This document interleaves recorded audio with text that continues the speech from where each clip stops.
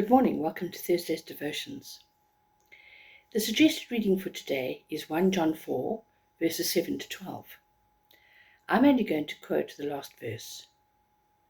No one has ever seen God, but if we love one another, God lives in us, and His love is made complete in us.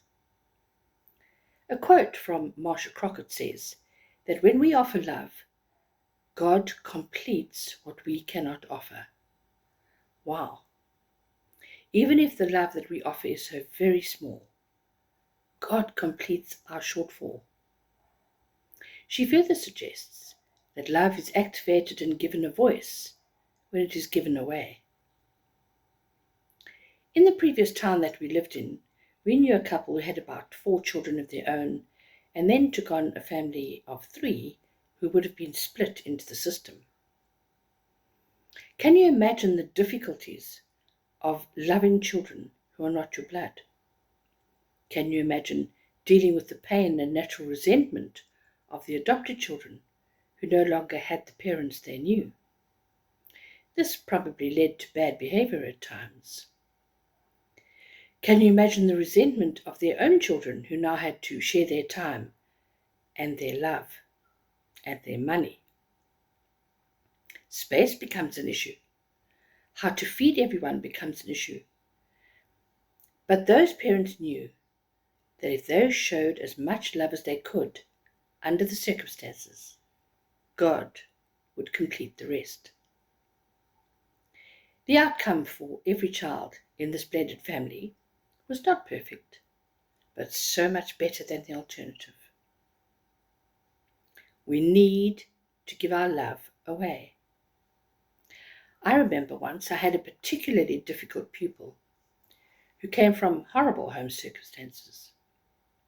Aggressive, rebellious, outspoken, uncooperative. I made a conscious decision that I would love this teenager regardless. Yes, in the beginning one might be accused of insincerity, but the more determined I became, the more that love became authentic. Based on John 15, I am the hand and foot of Christ. I move my hand, and Christ moves, who is my hand. He will make all that is ugly and ill-shapen beautiful, and restored once more with the splendor and majesty of the Godhead. Love is not merely a feeling or a sentiment. It is the very essence of God Himself manifested in our lives. When we love one another, we reflect the image of the one who is love.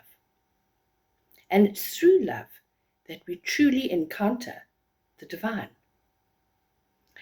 Love isn't always easy, especially when faced with hatred, injustice, and indifference.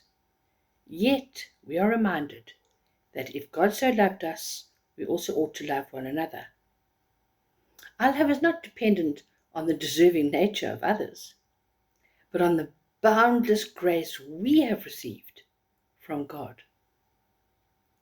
Let us not confine our love to mere words, but let it be demonstrated through our actions.